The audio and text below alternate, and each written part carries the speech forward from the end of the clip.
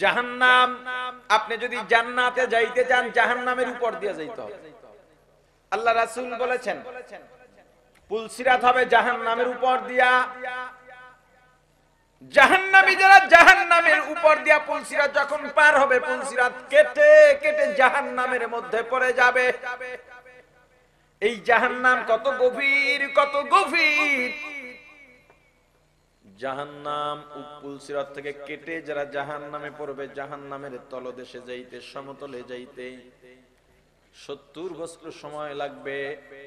আসলে 70 বছর না, কারণ আরবিতে অসংখ্য বোঝাবার জন্য 70 ব্যবহার করা হয়। এটা আরবির ইস্তেলাহ, আরবির পরিভাষা। যেমন এখানে যে লোক আছে, আমরা কি বলবো? অসংখ্য লোক, বহু লোক, অনেক লোক। কোনটা বলবো বলেন তো? অসংখ্য বলা যাবে না। অসংখ্য বলা হয় যেটা গণনাই করা যায় না। বলতে পারি অনেক লোক হইছে, বহু লোক হইছে। বহুর থেকে অনেকটা আরো বেশি, অনেকটা এখানে বলা যায়। অনেক লোক হইছে, অসংখ্য না। আরবির ক্ষেত্রে 70 ব্যবহার হয় অসংখ্যের ক্ষেত্রে। অসংখ্য বাদ দিলাম, 70,000 বছর। এটা দুনিয়ার গণনার হাজার নয়, পরকালের গণনার হাজার। 70,000 বছর পরকালে একদিন সমান সমান দুনিয়ায় 1000 দিন। জাহান্নামের সমতলে যখন জাহান্নামী যাবে, চিৎকার চেঁচামেচি শুনতে পাবে। জাহান্নামের ফেরেশতা পৃথিবীর সব থেকে নির্দয় আর কঠোর হবে। জাহান্নামের ফেরেশতা দয়াময়া কিছুই থাকবে না। এরা বিকট চিৎকার করবে মাঝে মাঝে। চিৎকার এত ভয়ঙ্কর হবে 500 মাইল দূর থেকে শোনা যাবে। এক এক চিৎকারে জাহান্নামীদের মাথার মগজগুলো দুই কান দিয়া কোরবানির সময় যখন আমরা গরু জবাই দিই, রক্ত যেমন ফিনকি দিয়া বের হয়ে যায়, জাহান্নামের ফেরেশতাদের চিৎকারে জাহান্নামীদের মগজগুলো দুই কান দিয়া এমন ভাবে ফিনকি দিয়া বের হয়ে যাবে। চতুর্দিকে শুধু জাহান্নামীদের চিৎকার, আর্তচিৎকার, করুণ চিৎকার, করুণ কান্নাকাটি। বাঁচাও বাঁচাও, আর সহ্য করতে পারি না। নতুন জাহান্নামী যেটা গেল, এটা ফেরেশতাদের ডাইকে বলবে। এদিকে চিৎকার কিসের? বলবে একদল জাহান্নামীকে। জাহান্নামের ফেরেশতারা জাহান্নামের হাতুড়ি নিয়ে এত জোরে জোরে বাড়ি মারতেছে, এক এক বাড়িতে 100 গজ মতান্তরে 1000 গজ মাটির নিচে ঢুকে যাচ্ছে। আবার সেখান থেকে টেনে হেসড়ে বের করা হচ্ছে। এই যে টেনে বের করে হাড্ডি গোস্ত ছিঁড়ে ছিঁড়ে থেকে যায়, আবার উঠাইয়া পরিপাটি বানাইয়া আবার বাইজানো হয়। আর একদিকে চিৎকার, এরা কেন কাঁদে? জাহান্নামের ফেরেশতা বলবে এদের উপরে জাহান্নামের উত্তপ্ত গরম পানি ঢালা হচ্ছে। পানি ঢালে আর গায়ের গোস্তগুলো একেবারে খসে খসে পড়ে যায়, গোস্ত হাড্ডির সঙ্গে থাকেই না। এরকম একটার পর একটার পর একটা ভয়ের কথা শুনবে জাহান্নামী। জাহান্নামের ফেরেশতা জাহান্নামীর ভয় আরো বাড়ায় দেবেন। সান্ত্বনা তো দূরের কথা, রিমান্ডে যে নেয়, রিমান্ডে নিয়ে ভয় দেখায়, আগে ভয় বাড়ায় সত্যটা বের করার জন্য। ও তো এমনি ভয়ে থাকে, ভয়টা আরো বাড়ায় দেয়। আমরা যে মারা যাবো, যারা মারা যায়, আপনি যখন মারা যাবেন কি অবস্থা হবে আপনার? মানুষ যখন মারা যায় মনে করে আমি স্বপ্নে দেখতেছি। কি মনে করে? স্বপ্নে দেখতেছি। আমার ছেলে মেয়ে কান্নাকাটি করে, এটা স্বপ্ন। আমাকে গোসল করাইতেছে, এটা স্বপ্ন। কবরে যাওয়ার পর সবাই চলে যাইতেছে, স্বপ্নে তাদেরকে ডাকতেছি। ডাকবে, চিৎকার দিয়ে ডাকবে, কিন্তু মনে করব কি? স্বপ্নে ডাকতেছি। এরপর আল্লাহ রূহ দেবেন, জিসিমের মধ্যে রূহ দেবেন। একেবারে আবার প্রাণ ফিরে পেয়ে মাটির গন্ধ কেন? আমি কোথায়? আমার খাট কই? আমার তোশক কই? জাজিম কই? ম্যাট্রেস কই? আমার বালিশ কই? কোল বালিশ কই? আমার কম্বল কই? আমার ল্যাপ কই? চারদিকে হাতায় দেখবো কেউ নাই। জোরে জোরে চিৎকার দিয়া ডাকবো, হে আমার ছেলে তোরা কই? হে আমার বিবি তুমি কই? হে আমার মা, হে আমার বাবা, হে আমার ভাই, হে আমার বন্ধুরা। তখনই কেবল বুঝতে পারবো আমি মারা গেছি। ভয় আড়ষ্ট হয়ে যাব, একেবারে ভয়ভীত সন্ত্রস্ত।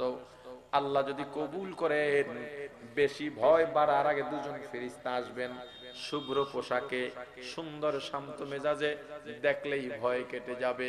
এসে বলবে, হে আল্লাহর বন্ধু, হে আমাদের বন্ধু, নাপাক দুনিয়া ছেড়ে তুমি আল্লাহর ডাকে সাড়া দিয়ে আল্লাহর দরবারে আসছো, আর টেনশন নাই, তোমার জায়গাটা এখনই জান্নাতের বাগান বানায় দেওয়া হবে, তোমার খিদমতের জন্য যা যা দরকার সব দেওয়া হবে। আল্লাহ না করুন, আল্লাহ না করুন, যদি জাহান্নামী হয়ে যায়, ভয় ভয় তো আছেই। এরপরে ফেরেশতা আসবে, চোখ কানা, চোখ নাই, দাঁত বড়, চোখ বড়, লোহার বিশাল বিশাল রড, হাতুড়ি, চারদিকে আগুন, সাপ, দুদিক থেকে কবরের মাটি এমন জোরে চাপ মারবে, ডান পাজরের হাড্ডিগুলো বাম পাজরে চলে যাবে, বাম পাজরের হাড্ডিগুলো ডান পাজরে চলে যাবে। জাহান্নাম সামনে দাঁড় করাইয়া জাহান্নামের ফেরেশতারা ভয়টা আরো বাড়ায় দেবে, আরো বাড়ায় দেবে। ওই জাহান্নামে যারা যাবে, জাহান্নামীদেরকে জাহান্নামের ফেরেশতারা ভয় বাড়ায় দিবে। এদিকে এই আযাব, ওদিকে ওই আযাব, জাহান্নামী ভয় দৌড় দেবে পালাবার জন্য। আরেক জাহান্নামী পিছন থেকে পিঠে থাবা দেবে, নখ থাকবে বড় বড়, পিঠে চামড়া গোস্তের মধ্যে নখ ঢুকে আটকে যাবে। কই যাও ভাই, আমারও নিয়ে যা, আমিও ভয় পাইতেছি। একটারে আর একটা এভাবে ধরবে, খামচি দিয়া ধরবে, একটার সাথে আর একটার নখ, একটার পিঠে আর একটার নখ ঢুকে একটার সাথে একটা আটকে যাবে। বৃষ্টির দিনে যখন জমিনে পানি হয়, মাঝে মাঝে দেখবেন অনেকগুলো পিঁপড়া একটার একটাকে কামড়ায় ধরতে ধরতে ফুটবলের মতো গোল হয়ে পানির মধ্যে গড়াগড়ি করে। জাহান্নামীরা এভাবে একটা একটাকে কামড়ায় ধরতে ধরতে, খামচি দিয়া ধরতে ধরতে এভাবে ফুটবলের মতো গোল হয়ে জাহান্নামের আগুনের সঙ্গে উপরে উঠে যাবে। আগুনের লেলিহানের সঙ্গে উপরে উঠে আবার একটার থেকে আরেকটা ছিঁড়ে যাবে। যখন ছিঁড়ে যাবে, পিঠের গোস্ত সব নিয়ে ছিঁড়বে, এক একটা এক এক দেশে গিয়া পড়বে। আর একদল জাহান্নামী জাহান্নাম থেকে বাঁচার জন্য জাহান্নামের ওয়াল বাইতে বাইতে বাইতে বাইতে ৭০,০০০ বছর বাইয়া একেবারে উপর উঠবে। এক হাত মাত্র বাকি আছে। কি আনন্দ, কি স্বস্তি! এত বছর জাহান্নামে ছিলাম, এই বুঝি বেঁচে গেলাম। কিন্তু যখন এক হাত বাকি থাকবে, ওই সময় আর এক হাত পিছলাইয়া আবার জাহান্নামে পড়ে যাবে। যাবেন এই জাহান্নামে? সবাই বলেন না, যারা বলে না এরা যাইব মনে হয়। জাহান্নামে যদি যাইতে না চাও, মিথ্যা ছেড়ে দাও, গীবত ছেড়ে দাও, হিংসা ছেড়ে দাও, চগলখুরি ছেড়ে দাও, মিথ্যা ছেড়ে দাও, হারাম খাওয়া ছেড়ে দাও, বেপরদা ছেড়ে দাও, হালাল ধরো, সত্য ধরো, নেকের কাজ করো। জাহান্নাম নিয়ে আলোচনা করা আমার উদ্দেশ্য নয়, কিন্তু যেহেতু আয়াতে কারিমা তেলাওয়াত করেছি, একেবারে বাদ দেওয়া যায় না। এজন্য জাহান্নাম সম্পর্কে কিছু আলোচনা করলাম। মূলত জান্নাত নিয়ে আলোচনা করতে চাই, আর হতাশ করতে চাই না, আশার বাণী শোনাইতে চাই। মুসলমান, জান্নাত কেমন জায়গা!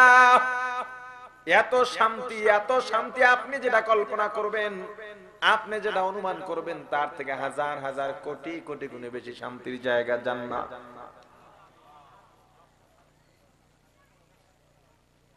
জান্নাতে কেমন শান্তি, ভালো করে শুনবেন, পাঠ বাই পাঠ, কথার পরে কথা স্মরণ রাখবেন ইনশাআল্লাহ।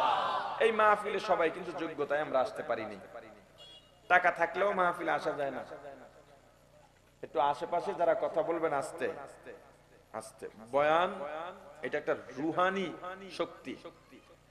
আমি আমারটা বলি, আমি মনে করে করে কথা বলতে পারি না, বিশ্বাস করেন। আলোচনার আগে আজকে অন্তত 15 মিনিট যে কথাগুলো বলছি, এই আলোচনা এই কথাগুলো আমি বলি না, কিন্তু এসে গেছে, বলে ফেলেছি। এখন যে মৃত্যু কেমন হবে, কি অবস্থায় হবে, আমরা কি মনে করবো, এই আলোচনা সম্পূর্ণ মৃত্যুর আলোচনায় করা হয়। আজকে এখানে বলে ফেলেছি, আমি আমারটা বলি। আমার আলোচনার মাঝে কথা বললে বা ভাঙা পড়লে আমার আলোচনার থেকে জেহেন খালি হয়ে যায়, জেহেন থেকে আলোচনা খালি হয়ে যায়। এই জন্য একটু কেউ কথা বলবেন না আশেপাশে, বললে দূরে গিয়ে বলবেন, শব্দ যাতে আমার কান পর্যন্ত না আসে, বিনয়ের সঙ্গে বললাম। এরপরও যদি কথা শুনি ধমক দিলে আমাকে তখন কেউ খারাপ ভাইবেন না। ধমক না, আমি মাহফিলে ছেড়ে দিতে পারি। দেখেন এরপরে কথা বলতে কারা কথা বলে, কোথায় কথা বলে।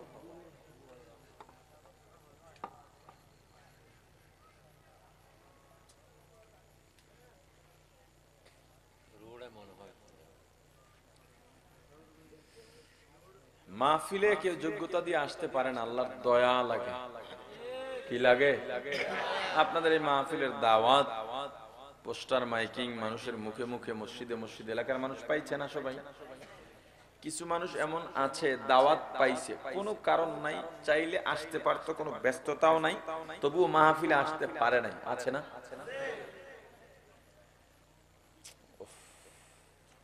এখানে হাত উঠান কেন? যান ওখানে।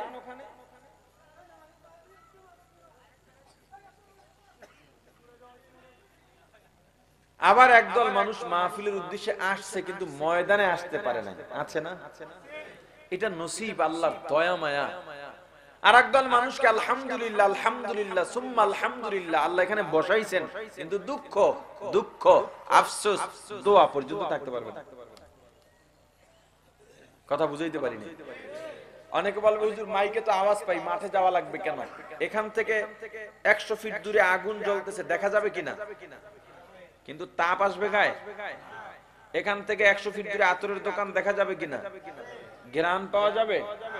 ঈমানদারের কাছে গেলেই কেবল ঈমান তাজা হবে, দূর থেকে নয়। অনেকে আবার চিন্তা করে যে মাহফিলে যাবো না, গেলে যদি আবার তওবা করে লাগে। আমি অনেক আগে ছাত্র জমানায় মসজিদে জুমা পড়াইতাম, আমার খুব কাছের একটা বন্ধু সব সময় আমার সঙ্গে আড্ডা দিত। মাদ্রাসা থেকে আসতাম, বাস এই যে ওর সাথে আড্ডা শুরু, 5 ওয়াক্ত নামাজ আমার সঙ্গে পড়তো, জুমা পড়তো কি আরেক জায়গায়, আমার পেছনে জুমা পড়তো। এটা নিজের কাছেও কেমন লাগে যে তুই নামাজ আমার পিছনে পড়ছ না, জুমায় থাকস না, দূর দূরান্ত থেকে মানুষ আসে আমার এখানে জুমা পড়তো, তুই হাস না, তোর অনেক গেলি তো, তোমার যদি দাড়ি রাখা লাগে, তুই তো বেতাল্লা বেতাল্লা ওয়াজ করছ, একদিন গিয়েই তওবা করছিস, আর তোর যাইতাম না। এই তওবাটা করছ আমার এখানে যাইতি না, তওবাটা দাড়ির ক্ষেত্রে করা যায় না, দেখছো তোর ওয়াজ পাইলে গেছে, গেলাম। এটাও অনেকে চিন্তা করে, গেলে যদি তওবা করা লাগে। বড় হুজুরের কাছে অনেকে বল চল হুজুরের কাছে, কয় না ভাই এখন না, আরো কয়েকদিন পরে যাব। সব এই সবাই এই যে একটা ধোঁকা, এগুলি সাকসেস, এই ধোঁকাটাই এই হুজুর কয়েকদিন পর ঠিক হয়ে যাবে, মানে হাসতে হাসতে বলে, কোনো টেনশন নাই। একজনকে বললাম ভাই নামাজ ধরো, ভাই দাড়িটা রেখে দাও, ঠিক হয়ে যাবে। মনে হয় যেন আজরাইলের বাপের সাথে বন্ধুত্ব আর ব্যবসা করে, যেদিন বলবে সেদিনই আসবে। এদেশের নায়ক নায়িকারাও এই নিয়ত করে বসে আছে একদিন ভালো হয়ে যাবে। এই সবাই মনে করে ভালো হয়ে যাবে, এই ভালো হবে হবে, এর মধ্যে আজরাইল আসে এবং এরা আর ভালো হতে পারে না। যারা ভালো হবে সাথে সাথে নিয়ত করে ভালো হয়ে যায়, এদেরকে আল্লাহ কবুল করেন। আপনারা কি নিয়ত করবেন? ভালো হবেন, একটু সময় গুছাইলেই সব, হ্যাঁ না, এখন থেকে নিয়ত করবেন।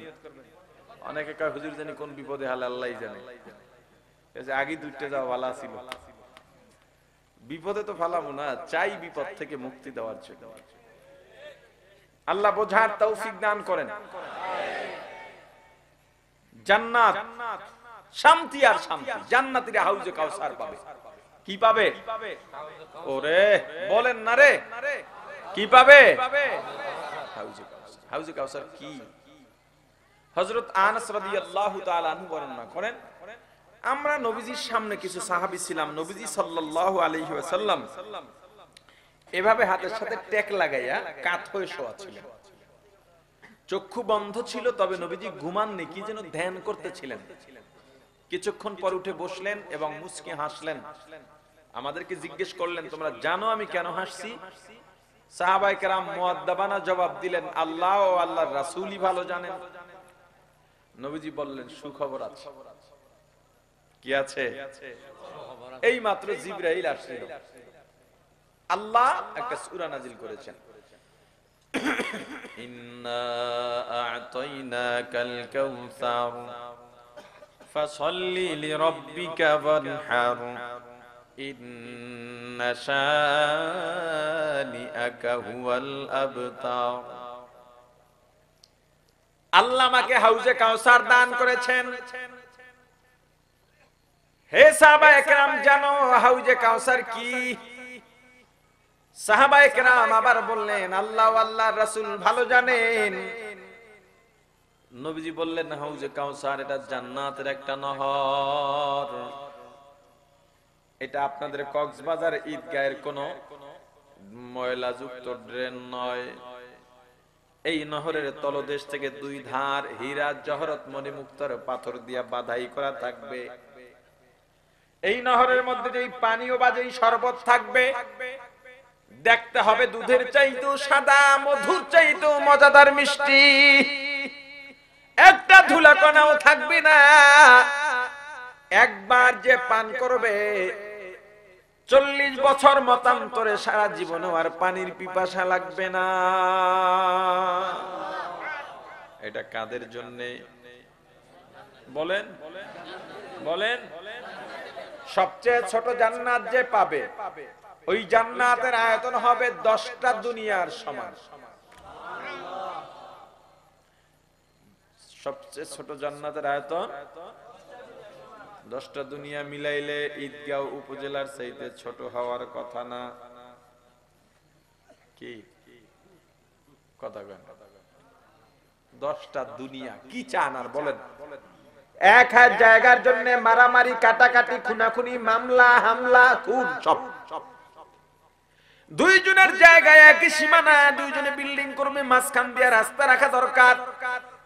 অন্তত মরার পরে মুর্দারের খাটিয়া নেওয়ার জন্য তো একটু জায়গা দরকার। কে জায়গা ছাড়বে আর কে ছাড়বে না এটা নিয়ে ঝগড়া আর তর্কে 2 বছর ঘর উঠানো বন্ধ। অথচ তুমি যদি এক হাত জায়গা ছেড়ে দাও মানুষের হাঁটার জন্য, মানুষের চলার জন্য, মানুষের সহজের জন্য, আল্লাহ তোমার জন্য আসমান পরিমাণ জান্নাতে জায়গা ছেড়ে দেবে। তুমি যদি দুনিয়া চাও পরকাল পাইবা না, পরকাল চাইলে দুনিয়া পাইবা না, কোনটা করবা সিদ্ধান্ত তোমার। দারুল উলুম দেওবন্দের সর্বপ্রথম সদরুল মুদাররিসিন আল্লামা ইয়াকুব নানুতুবি রাহমাতুল্লাহি আলাইহি মাজজুব হালের মানুষ ছিলেন। মাজজুব বলা হয় এক ধরনের পাগলদের। মাজনুন অর্থ পাগল, মাজজুব অর্থ পাগল বলা যায়। তবে মাজনুন আর মাজজুবের মধ্যে ব্যবধান হলো, যারা মাজনুন পাগল ওদের শরীয়তের কোনো ঠিক ঠিকানা নাই, ওদের হালাল হারামের কোনো ঠিক ঠিকানা নাই, ওদের জ্ঞান থাকে না, ওরা কাউকে চেনে না, ওদের চলাফেরার মধ্যে পাক পবিত্রতা নাই, ওরা ময়লা নিয়ে থাকে, ওরা যা পায় তাই খায়। আর মাজজুব যে পাগল সেও দুনিয়ার তেমন কোনো হুঁশ রাখে না, তবে তার দ্বারা দ্বীনের আত্মমর্যাদাহীন কোনো কাজ হবে না, শরীয়ত বিরোধী কোনো কাজ হবে না। ওই পাগল আল্লাহ ছাড়া কিছু বুঝবেন না। ইয়াকুব নানুতুবি রাহমাতুল্লাহি আলাইহি প্রতিদিনের মতো নামাজের পরে, এশার পরে নামাজ আদায় করে তেলাওয়াত করে আল্লাহর দরবারে দোয়া করতেছেন। দোয়া করতে করতে করতে করতে আল্লামা কারি তৈয়ব সাহেব রাহমাতুল্লাহি আলাইহি ঘটনাটা বর্ণনা করেছেন। দোয়া করতে করতে করতে করতে কি মনে করে যেন আল্লাহকে বলে ফেললেন, আল্লাহ আমি 3 লাখ টাকা চাই, 3 লাখ টাকা চাই, 3 লাখ টাকা চাই। এই টাকা চাইতে চাইতে ঘুমায়া গেছেন, টাকা চাইতে চাইতে ঘুমায়া গেছে। স্বপ্নে দেখেন বিশাল এক বাগান, এই বাগানের কোথায় শুরু আর কোথায় শেষ তাও জানা নাই, বিশাল। মাঝখান দিয়া মহাসড়ক, একটা ধুলাবালিও নাই, খাদেম খুদ্দামের অভাব নাই, ইস্তেকবাল দিয়া আগায় নিতেছে, ফল ফুল, পাখির কিচির মিচির আওয়াজ। এত সুন্দর পরিবেশ পৃথিবীতে কখনো চিন্তাও করা যায় না। কত দূর যাওয়ার পর তাকায় দেখেন বিশাল অট্টালিকা, কোথায় অট্টালিকার শুরু আর কোথায় শেষ তাও দেখা যায় না। এত সুন্দর কারুকাজ খচিত, এত সুন্দর বিল্ডিং, এত নকশা, পৃথিবীর কোন মিস্ত্রি, কোন রাজমিস্ত্রি, কোন নকশাবিদ দিয়া বানানো সম্ভব নয়। কিন্তু মূল ফটক যেটা শাহী গেট, এই শাহী গেটের সামনে দিয়া একটা ইটা নাই, কি নাই? সুন্দর সাদা দাঁতগুলোর মধ্যে একটা দাঁত না থাকলে সামনে দিয়া ভালো লাগেনি। আমার গায়ে ফুল কালো জামা, এখান থেকে একটু চুন লাগলো, এখান থেকে সাদা রং লাগলো, দেখতে ভালো লাগবেনি। সাদা জামাওয়ালার বুকের মধ্যে যদি কালো আলকাতরাবার রং লেগে যায় দেখতে ভালো লাগবেনি। এত সুন্দর আপনারা, আমি বয়ান শেষ করে দিই, কি অবস্থা! এত সুন্দর অট্টালিকার মাঝে একটা ইট নাই, মূল ফটকে শাহী গেটে, দেখতে ভালো লাগে তো প্রহরী যারা আছে এদেরকে নানুতুবি ডাকলেন, এই মেয়েরা ইটটা কই লাগাই দাও, ভালো লাগে না দেখতে। গেটের দারোয়ান ডাক দিয়া বলে, এই বাড়ির মালিক দারুল উলুম দেওবন্দের ইয়াকুব নানুতুবি তিনি আজকে আল্লাহর কাছে 3 লাখ টাকা চাইছিলেন। যারা দুনিয়া চায় তারা পরকাল পায় না। যারা দুনিয়া চায় এই বাড়ি কাইট্টা কাইট্টা এই গাছ কমায়া কমায়া এরপরে দুনিয়া দেওয়া হয়। যারা দুনিয়ার মধ্যে ডুইবাই থাকে তারা এই বাড়িটা আর পাবেই না। ইয়াকুব নানতুবির ঘুম ভেঙে গেছে, পাগলের মতো হয়ে গেছে। আবার ওযু করে নামাজে দাঁড়াইছেন। এবার আল্লাহর কাছে দোয়া করেন আর বলেন, আল্লাহ বুঝি নাই, টাকা লাগবে না, পয়সা লাগবে না, সব নিয়ে নাও, সব নিয়ে নাও, আমার ইচ্ছা ফিরিয়ে দাও। এই ঘটনাটা কোরআনে আছে, কথা কয় না, হাদিসে আছে। যদি চাও পরকাল পাইবা না, পরকাল যদি চাও দুনিয়া পাইবা না। এই দুনিয়ার স্বার্থগুলো ছাড়ো, 1-2 হাত জায়গার জন্য আর মারামারি করবা না। তোমার বাড়ির সামনে দিয়ে রাস্তা যাবে, কি যে অবস্থা দেখা যায়, একটা ঘর উঠাইতে গিয়া 1 হাত জায়গা ছেড়ে দিলে তোমার রুমে তো জায়গা কম পড়বে না, কিন্তু মারা যাওয়ার পর এটা তোমার জন্য অনেক বড় কাজ হয়ে যাবে।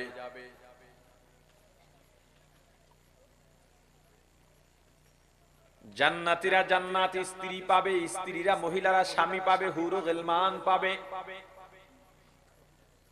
জান্নাতের স্ত্রীরা কেমন হবে? জান্নাতের কোন হুর, কোন স্ত্রী যদি প্রথম আসমানে এসে দুনিয়ার মধ্যে একটা হাসি দেয়, হাসির যে ঝিলিক, দাঁতের চমকানি, পৃথিবীর চন্দ্র সূর্যের আলো পর্যন্ত তাদের হাসির ঝিলিকের সামনে ম্লান হয়ে যাবে। মুখের যে সুঘ্রাণ, একবার যদি দুনিয়ায় নিঃশ্বাস ছাড়ে দুনিয়ার সব ঘ্রাণ তুচ্ছ হয়ে যাবে।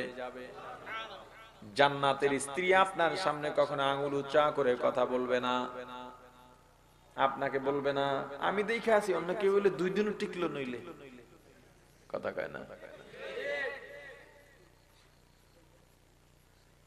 মাহফিলে গেলে আগে বলতো, এখন আর অতটা বলে না, হুজুর একটু স্বামীর খেদমত নিয়া ওয়াজ করে। আমি বললাম স্ত্রীর খেদমত নিয়ে ওয়াজ করতে কোন না করে, কথা কয় না। হুজুর মা বাবার খেদমত নিয়ে ওয়াজ করে, ছেলে মেয়ের দায়িত্ব নিয়ে ওয়াজ করতে বলেন না কেন? কি আমি উল্টাগুলা করি বেশি, সবাই তো দিকটা করে, আমি উল্টাটা করি।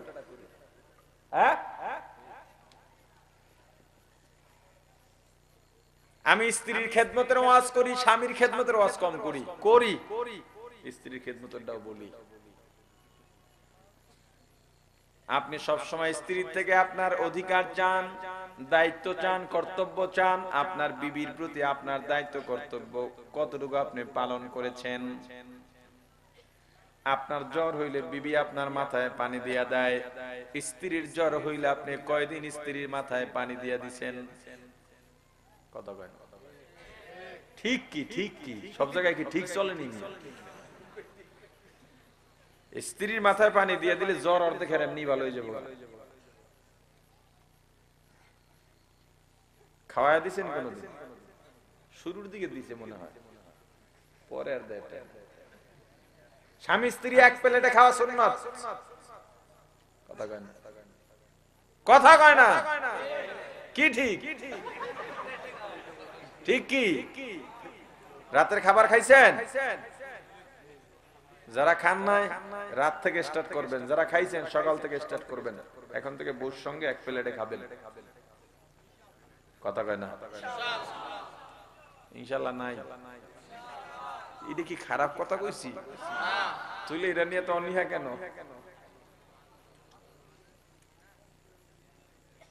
এটা ঘটনা শুনে 3-4 বছর আগে শরীয়তপুর মাহফিলে গেছিলাম। ওখানে বাদ মাগরিব বয়ান ছিল। তো ঢাকা থেকে আবার পদ্মা নদী তো পার হতে হবে, আগে গেছি, দুপুরের খানা ওখানে খাবো। ওদিকে পরের মাহফিল যারা হেরা আগে এসে মাগরিবের এখানে বসে গেছে। যেমন আজকে মামুন ভাই আগেই যে কক্সবাজার বই রয়েছে, যদিও আগে বয়ান করি নেই, একটাই আজকে মাহফিল বইয়ে থাকে, একটা ডাইরেক্টটা যাইয়া হুজুরে আইবো কিনা, দেরি হয়ে যায় কিনা। এটা মাহফিলে আলোচক দেরি করে গেলে মাহফিলের অনেক ক্ষতি হয়, ঠিক না? আমি আপনাদের কোন মাহফিলে মনে হয় দেরি করে আসি নাই, আলহামদুলিল্লাহ। আগে আসছি, আপনারা দেরি করে দিয়েছেন। আমি 9টা স্টেজে বসি, প্রত্যেক পোস্টারে লেখা শর্ত এটা 10:30টার পর বয়ান করি না, সর্বোচ্চ 11টা। এরপর আজকে আপনারা আমার 9:30টায় দেন নাই। আমার আগের আলোচক আমার সামনেই বললেন আপনারা তাকে 9:45 পর্যন্ত টাইম দিয়েছেন। কেন? মাহফিলের জায়গায় রাখেন, রাত 10:30 11টা মাহফিল বন্ধ করে দেবেন, আস্তে আস্তে কমাবেন, দিনে করেন মাহফিল। যদি আমার পরামর্শের সামনে থেকে মাহফিল করেন, এই পোস্টার খরচ যা করছেন এই একই খরচের চেয়ে অনেক সুন্দর পোস্টার হবে। ডিজাইনার বোঝে না, পোস্টারের ব্যাকগ্রাউন্ডে জল ছাপে কি জানি দিয়ে দিয়েছে, নামটা এখন আর কিছু দেখায় না। দিনে করেন মাহফিল, খরচও কম হবে, লোক এর থেকে দ্বিগুণ হবে। দায়িত্ব নিয়ে বললাম, কারণ দিনে অনেক দূর থেকে লোক আসে। যেহেতু আপনাদের এটা কোনো মাদ্রাসা মসজিদের মাহফিল না, মাহফিলে 10,000 20,000 কালেকশনও নাই, তো সমস্যা কি? দিনে করেন একটা মাহফিল, দেখেন কত সুন্দর। জোহরের পরে বয়ান করে যান। যাই হোক, তো যাইতে যাইতে আমাদের আসর হয়ে গেছে। আসর পরে খানা খাইতে বসছি, খাওয়া দাওয়া শেষ। বাড়িওয়ালা যে সাহেবে দাওয়াত, ওনার বাড়ির সামনেই এরকম মাঠ আছে, ওখানে বয়ান। উনি বলেন হুজুর একটু ফিরনি খেতে হবে, পায়েস। আমি তো মিষ্টি জিনিস একটু কম খাই, কোনো রোগের কারণে না, এমনি অধিক মিষ্টি খাইতে পারি না। হুজুর আমার ওয়াইফ খুব ভালো ফিরনি রান্না করে। তো মানুষের আবেগ, ঠিক আছে দেন। 1 চামচ মুখে দিয়ে অবস্থা খারাপ, মানে চিনি অধিক। হঠাৎ কারেন্টের শক করলে যেমন হয়, ওই রকম কারেন্টের শকের মতো আমি রাইখা দিছি। সাহেব দাদা হুজুর কি হইলো? আমি বললাম ভাই অধিক চিনি। কইতে দেরি দিছে দৌড় ঘরের মধ্যে, আজকে দেখাইয়া দেব। দাঁড়ান কই জানাম ভাই? হুজুর আপনার আমি পায়েস খাওয়াইতে পারলাম না, ফিরনি খাওয়াইতে পারলাম না, চিনি বেশি দিল। আজকে ওর একদিন কি আমার একদিন। আমি কাট কথা কই না, যে রান্না করছে। কে রান্না করছে? আপনার বউ? আচ্ছা ঠিক আছে, যান একটু পরে যান, আমি কিছু কথা শিখাই দিই, তাহলে ভালো হবে। আপনি তো বলছেন আপনার বিবি ভালো রান্না করে, বলে হ্যাঁ। আগে কিরকম চিনি বেশি হইছে? কয় না। আজকে রান্নার পদ বেশি না কম? কয় বেশি। তার মধ্যে এটা চিনি বেশি হওয়া এটা অস্বাভাবিক না স্বাভাবিক? কথা কয় না না, ওই লোক এখন আর কথা বলে না, চুপ করে দাঁড়ায় রইছে। শোনেন, হয়তো চিনি একবার দিছে, রান্না করতেছে, এত রান্নার মধ্যে খেয়াল নাই, মনে করছে চিনি দেয় না, আবার দিছে, এজন্য বেশি হয়ে গেছে। এটা তো হতেই পারে, এটা হতেই পারে, এটা নরমাল বিষয়। আপনি দৌড় দিলেন মিয়া, এতগুলো রান্না বউটার দিয়ে করাইলেন। ভাত খাইছেন দুপুরে? কয় খাইছে। বউ খাইছে? জিগাইছেন? কথা কয় না। এই কোন বাড়িতে আয়োজন হলে মহিলারা কিন্তু আগে খায় না, সবার শেষে খায়। আর পুরুষগুলা এত জালেম, এটার খবরও রাখে না। আজকের থেকে কোন অনুষ্ঠান হলে মহিলাদেরকে টাইম মতো খাবারের ব্যবস্থার সময় আপনারা করে দেবেন, এবং এই কাজের মধ্যে 10 মিনিট আলাদা রেস্টের টাইম দেবেন। ওই টাইমে গল্প করবে বসে বসে, কোনো কাজ করবেন। খালি খেদমত চান না, রোবট আনেন ঘরে, কাজের বুয়া আনেন। অনেক ছেলেরা বলে হুজুর বিয়ে করবো, কে কয় মা বাপ বুড়ো হয়ে গেছে। মা বাপ বুড়ো হয়েছে বিয়ের সম্পর্ক? তোর যৌবন যদি জায়গা ওঠে তবু তুই বিয়া, তবেই না বিয়া করবি। মা বাপ বুড়ো হওয়া না হওয়া তোর বিয়ের সম্পর্ক কি? আর অনেক হুজুর বিদেশ যাবো তো বিয়া করে যায়। বিদেশি যদি যাস তো বিয়া করে যাবি কি? উদ্দেশ্য বোঝেন না, কথা কয় না। কয় মা বাপ বুড়ো হয়ে গেছে, তো বুড়ারা সব খেপে আমার উপরে। কয় মা বাপ বুড়ো হয়ে গেছে এজন্য বিয়া করবো। কাজের বুয়া আনবি বাসায়? কাজের বুয়া? কোন ছেলের বউ যদি মানুষ হয়ে থাকে শ্বশুর শাশুড়ির খেদমত এমনিই করবে, কিন্তু শ্বশুর শাশুড়ির খেদমতের জন্য বিয়া করা ইসলাম সমর্থন করে না। বিয়া করবা তোমার ঈমানের জন্য, তোমার স্বস্তির জন্য, তোমার শান্তির জন্য। কথা বুঝতে পারিনি? আবার বিদেশ যাইবে বিয়ে করবে, মানে ভিসার টেহায় কিছু টান পড়ছে। এগুলো করা যাবে? এই হৌরবাড়ির মাগনা খাওয়ান না ছাগল পাগল এদেশে আছে? কথা কয় না। আজকে যে কি ওয়াজ করি আল্লাহই জানে। কথা এদিক দিয়ে দিতে বহু কথা বলে ফেলাইতেছি। 10 দিনের ওয়াজ আজকে একদিনে করতেছি। যৌতুকের কত হালাল সিস্টেম শুনবেন, হালাল সিস্টেম, ভদ্র সিস্টেম। উনি যায় ওনার বাড়ি, উদাহরণ দিয়ে আবার আপনার এক বিয়াই বানাইলেন, উদাহরণ দিতেছি। ছেলে মেয়ে সব কথাবার্তা ঠিক, মনে করেন উনি মেয়ের বাবা পরীক্ষা করার জন্য হোক বা সমাজের প্রথার জন্য জিজ্ঞেস করলেন চাওয়া পাওয়া কি আছে। উনি একজন হাজি মানুষ, নাউজুবিল্লাহ নাউজুবিল্লাহ, চাওয়া পাওয়া? আপনি আমাকে যৌতুকের কথা বলতেছেন? আমি যৌতুক খাবো?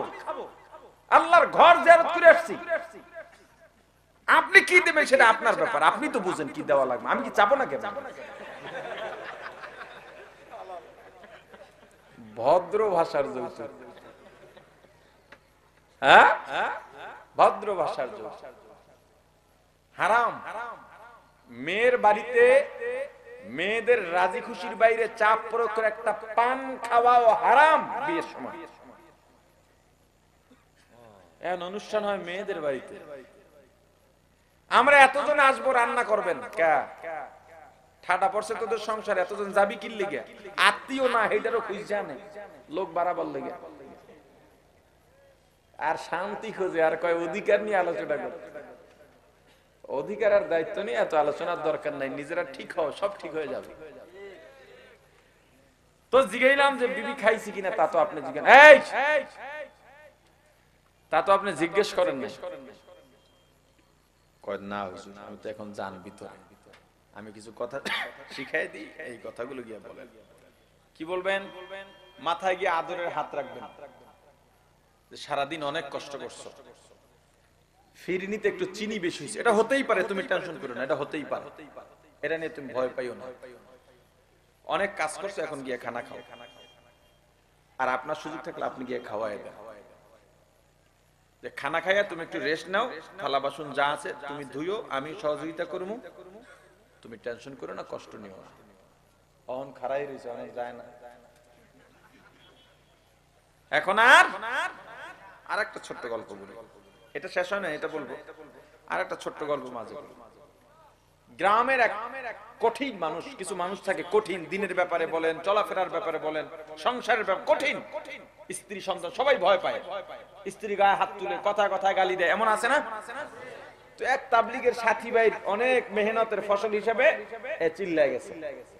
তাবলিগে যারা যায়, এরা যে রান্না বান্না করে, এক একদিন এক একজনের মাথায় দায়িত্ব পড়ে, আজকে আপনি রান্না করবেন, অমুক অমুক সহযোগী, এরকম। তো একদিন ওর মাথায় পড়ছে রান্নার দায়িত্ব। কার মাথায়? ওই শক্ত লোকটার মাথায়। রান্না করছে, সবাই খাইছে খুব মজা করে, কেউ খুব প্রশংসা করছে, ভাই আজকে আপনার রান্না আমরা খুব খুশি, আপনি নতুন মানুষের রাঁধছেন, অনেক খুশি। খুব খুশি হয়েছে বেচারা, দেখছো নতুন রাঁধছি, ভালোই তো হয়েছে। সবাই শেষে খাইতে বসছে, খাইয়া মুখ টুক বেহা হয়ে গেছে, নুনে তরকারিতে সব নুন ভর্তি, কিচ্ছু বলে না, চুপচাপ বসে আছে। এক সাথী ভাই, একসাথে যখন 20-30 জন যায়, 1-2 জনের সাথে খাতির বেশি হয় না, ভাই এত নুন হয়েছে, আপনার তো কেউ কিছু কইলেন না। কেন বলবো, এটা তো হতেই পারে, আমরা খানার প্রশংসাই করবো, আপনাদের নতুন মানুষ হতেই পারে। অথচ আমার বিবি মাসে একবার নুন যদি বেশি হয়, চুল ধরে মারি, বাপের বাপ মা তুলে গালি দিই, জীবনে আর এটা করতাম না। রান্না বাড়ায় কোনোদিন ভাত শক্ত হবে, নরম হবে, ঝোল বেশি হবে, হবে না, নুন হবে, হবে না। আর কোনোদিন এই রান্নার জন্য স্ত্রীকে গালি গালাজ, পুরুষ হইয়া থাকলে, মানুষ হইয়া থাকলে দেবেন না। জ্বর হইলে মাথায় পানি দিয়ে দেবেন, মাথা ব্যথা হইলে মলম লাগাইয়া দিবেন, কাজ বাজ করে মাঝে মাঝে আদরের ছলে হাত পা টিপে দিবেন, চুল আশ্রয় দিবেন, উকুন বাইসা দিবেন, চুলে বেনি বেঁধা দিবেন। কথা কয় না কি?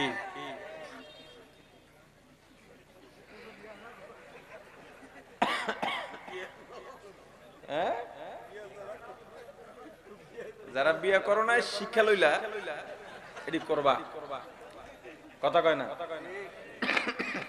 বিয়ের পরে যখন বাসর ঘরে যাইবা, কি কাজ? সালাম দিয়া ঢুকবা, বউরে সালামের জবাব দিতে বলবা, যদি না জানে তোমার আগে যেন হ্যাঁ সালাম না দিতে পারে। এরপর জিজ্ঞেস করবা অজু আছে, তুমি অজু করে ঢুকবা। অজু থাকলে দুজনে নামাজ পড়বা 2 রাকাত, যে দুজনে নামাজে দাঁড়াই। কথা বুঝো না? কথা কয় না। বিয়ে করবে না কে কে? আবিদাতরা সবাই বিয়ে করার নিয়ত আসেনি? যারা বিয়ে করে না কার কার নিয়ত আছে বিয়ে করার? ও মা আতরে না দি, শরম পায় না। 2 রাকাত নামাজ পড়বা, স্ত্রী পেছনে দাঁড়াবে, তুমি সামনে দাঁড়াবা, ইমামতি করবা। এরপর আল্লাহর দরবারে দোয়া করবা, রব্বি হাবলি মিনাস সালিহিন।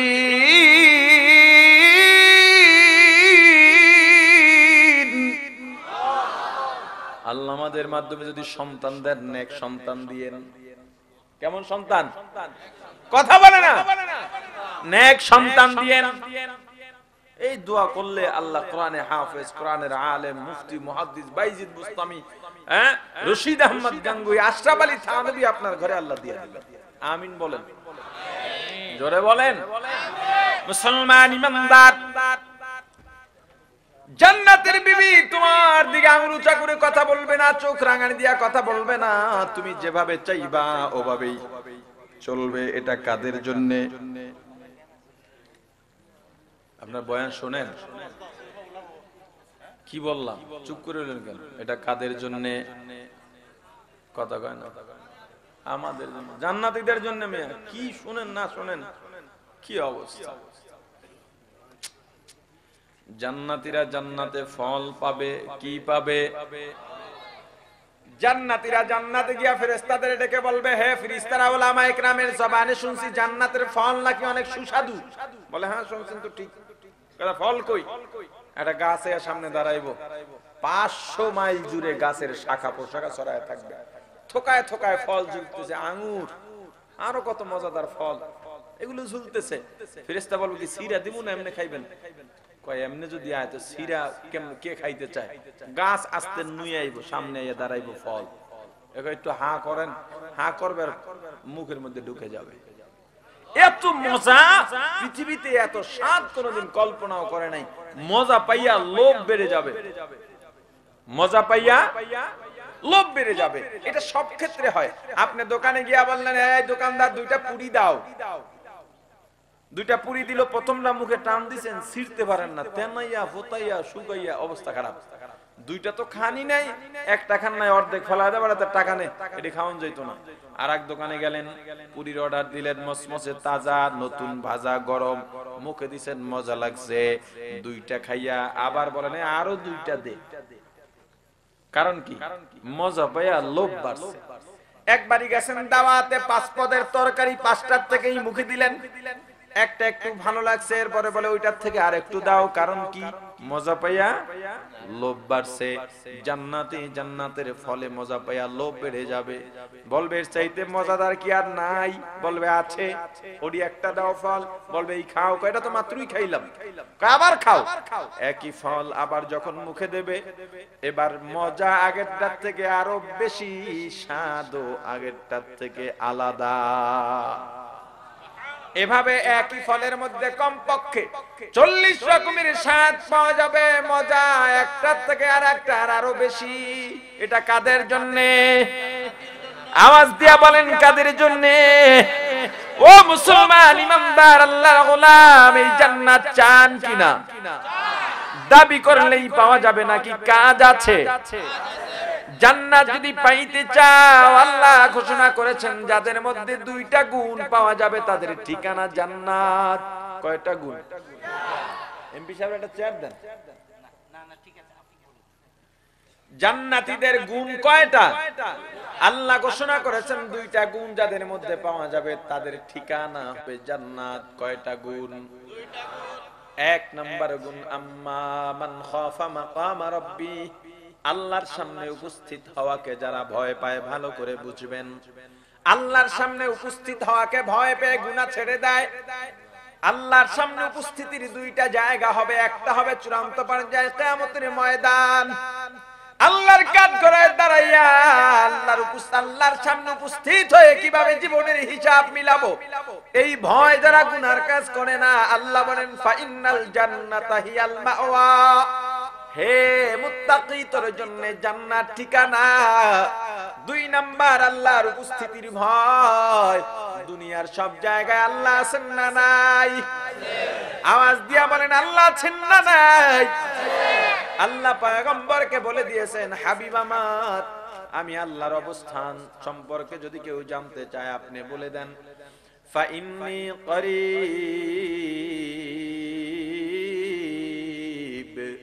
আমি আল্লাহ অতি নিকটে। আল্লাহ কাছে না দূরে? আল্লাহ কাছে না দূরে? আল্লাহ কতটা কাছে? আল্লাহ অন্য আয়াতের মধ্যে বলেন, নাহনু আকরাবু ইলাইহি মিন হাবলিল ওয়ারিদ।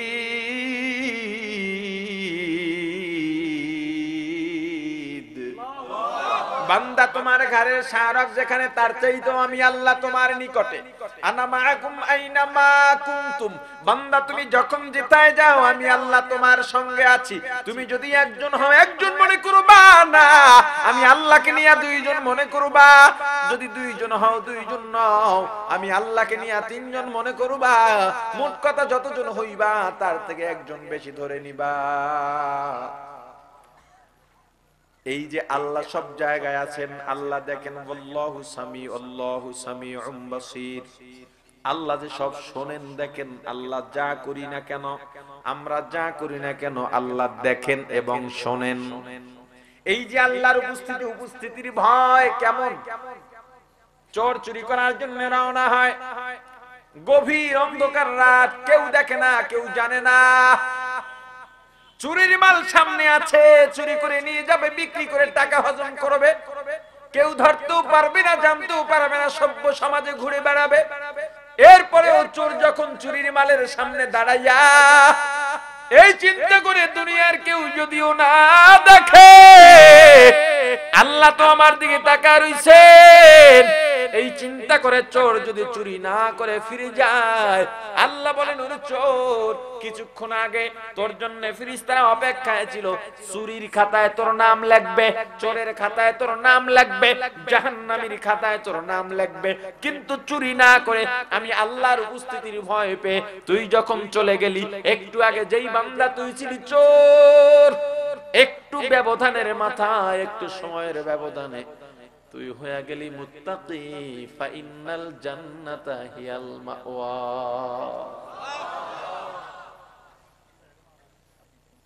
কেউ না দেখলে ওকে দেখেন। আমিরুল মুমিনিন খলিফাতুল মুসলিমিন হযরত ওমর রাদিয়াল্লাহু তাআলা আনহু, অর্ধ জাহানের শাসক, অর্ধেক পৃথিবী শাসন করেছেন হযরত ওমর। আপনারা মনে করেন তো হুজুররা কিছুই বোঝে না। ইমাম সাহেবের সবাই খুব পছন্দ করে, জান দিয়ালায়, এক এক বাসায় খাওয়ায়, মুরগির রান ছাড়া দেশি মুরগি আরো যা আছে সব। হুজুর যদি মেম্বারিতে দাঁড়ায় কেউ ভোট দেয় না। কথা বলে না। কারণ কি?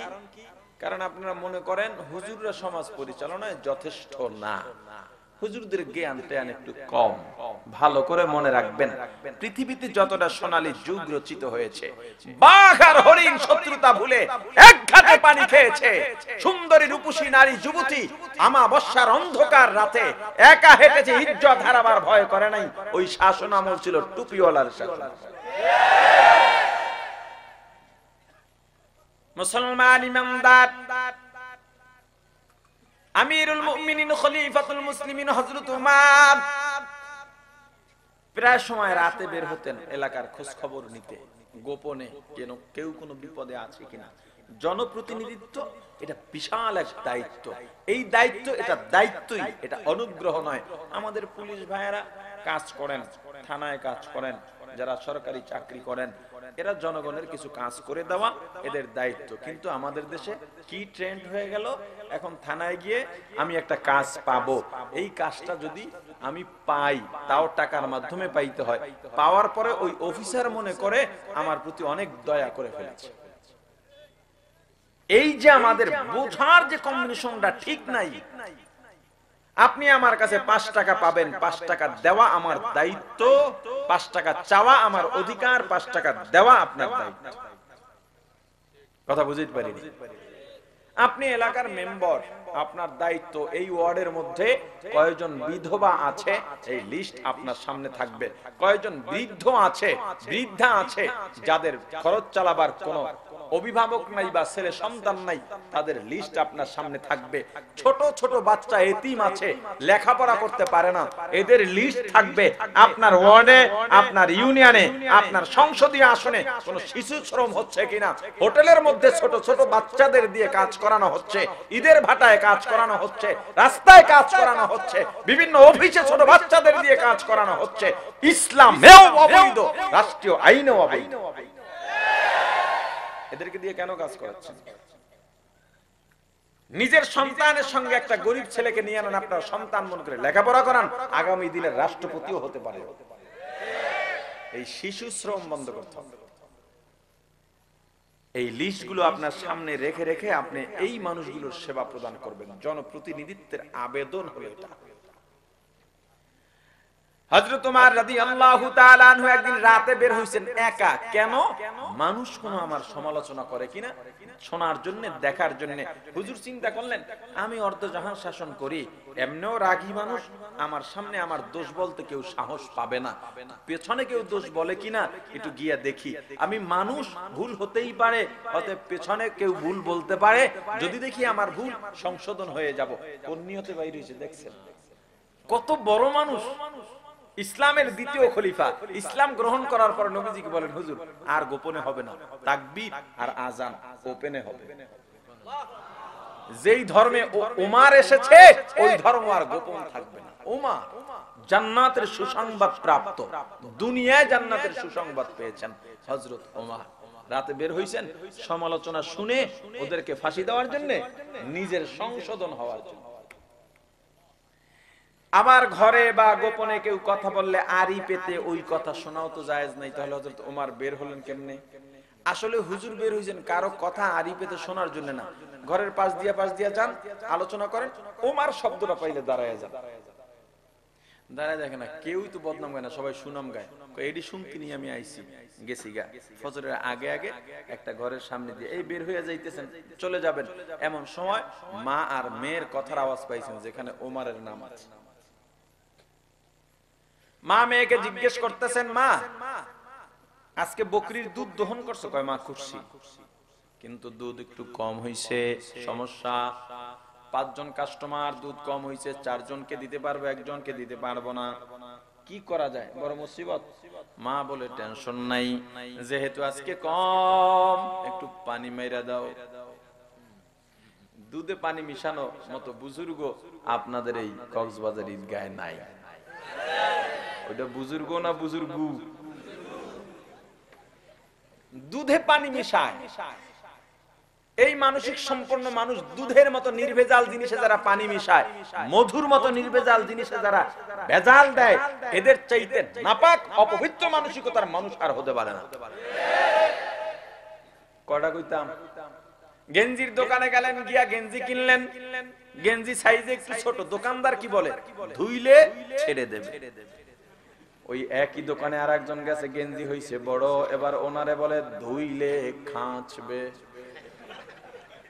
একই দোকানে একই ব্যক্তির দুই মন্তব্য। কেন এটা হয়? ফলের দোকানে গিয়ে হাঁক চালান, এই নির্ভেজাল ফল আছে কার, ফরমালিন ছাড়া ফল।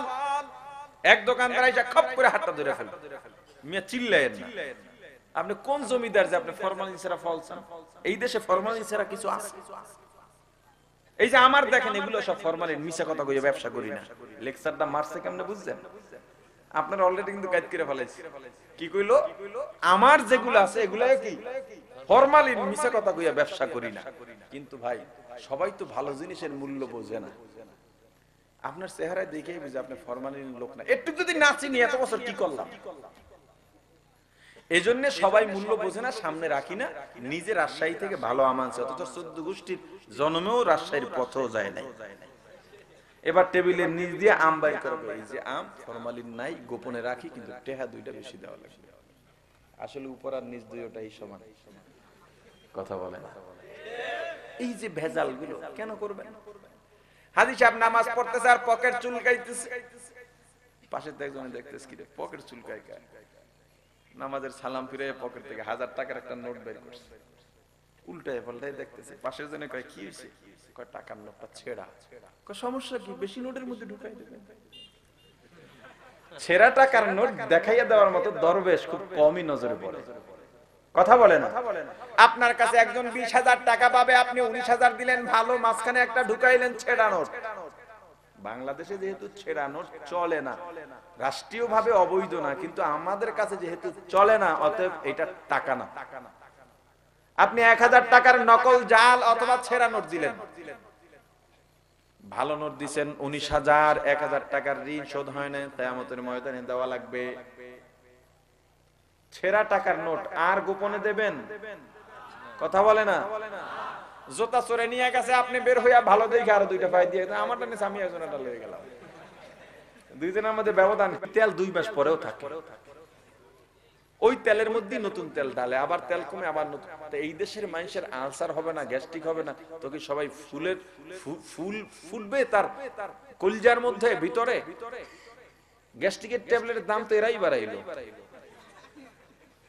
এগুলো করবেন না। শীতের সকালে রুটির দোকানে গেছেন, ভাই রুটি কোন সময়, কই মাত্র দিয়ে গেছে, ওই সাইকেলের পাশাটা দেখা যায়, সেলসম্যান মাত্র গেল, আসলে রুটি 3 দিন আগে। আপনি রুটি ধরলেন, চাপ দিলেন, দেখলেন শক্ত, বলেন কিরে ভাই রুটি তো শক্ত, কয় দুরু মিয়া, শীতের দিন মানুষ যায় শক্ত হইয়া পড়ে রুটি।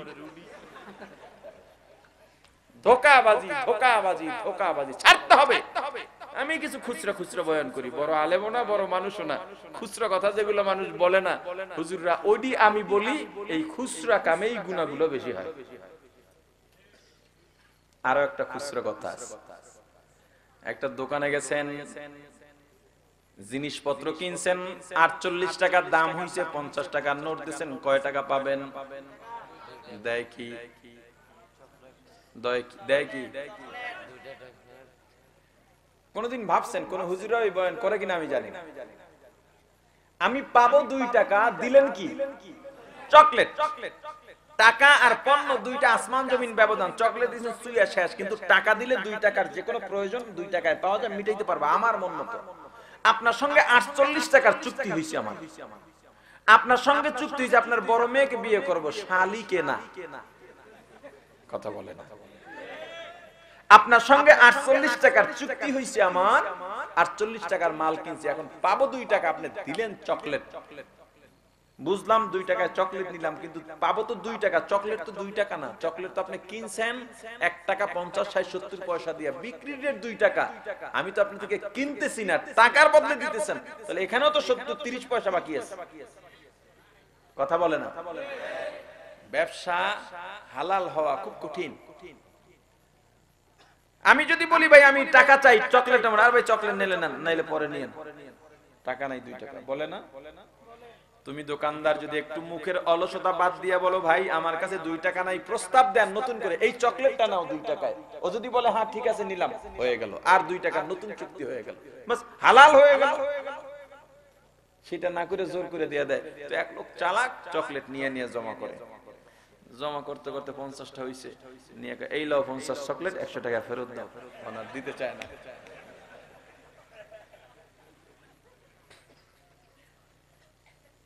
খাবারের জিনিসে, বিশেষ কোন জিনিসেই ভেজাল দেবেন না, খাবারের জিনিসে, বিশেষ করে খাবারের জিনিসে ভেজাল দেবেন না। আপনারও সন্তান আছে, আপনিও তো খাবার কেনেন, সব তো আপনি তৈরি করেন না, ওগুলো আপনি আনবেন, আপনার সন্তানই ভেজাল খাবে। এটা করবেন না, এটা করবেন না। পরকালকে ভয় করবেন, জান্নাত যদি চান। মা ডাক দিয়া বলে পানি মিশায় দাও, চলিত হয়ে গেল। মেয়েটা ডাক দিয়া বলে না হযরত তোমার তো নিষেধ করেছেন। মা বলেন ওমর নিষেধ করছেন ঠিক আছে, তবে পানি মিশাইলে তো দেখবে না, শুনবেও না। আসলে ওমর আছে কিনা? মেয়েটা মাকে জবাব দিয়া বলে মাগো ওমর যদিও না দেখে, ওমরের আল্লাহ তো দেখেন। আউলিয়ারা কারে উকবা ইখতিয়ার, জাহেলারা কারে দুনিয়া ইখতিয়ার, আশিকারা মিল্লাত ও মাযহাব জুদাস্ত, আশিকারা মিল্লাত ও মাযহাব খুদাস্ত। হযরত ওমর চলে গেলেন, আর দাঁড়ান নাই। ফজরের নামাজ, তেলাওয়াত, জিকির, চাষতের নামাজ, আওয়াবিন শেষ করে দ্রুত খবর পাঠাইছেন অমুক বাড়িতে একটা মেয়ে আছে, মেয়েটার যদি বিয়ে না হয়ে থাকে আমি প্রস্তাব পাঠাইলাম আমার ঘরের ছেলের বউ বানায় আনবো। বিয়া যেদিতে করোনায় আতুডাইছিলি না, খারাইছিলি না সব দিন, কেমন মায়া চা। অর্ধজাহানের শাসক ছেলের বউ কাকে বানাইতেছেন? যেই মেয়েটার বাবা নাই, ছাগল দিয়া মাত্র মার মেয়ে সংসার চালায়, বংশের পরিচয় নাই, প্রস্তাব পাঠাইয়া দিছে। কেন?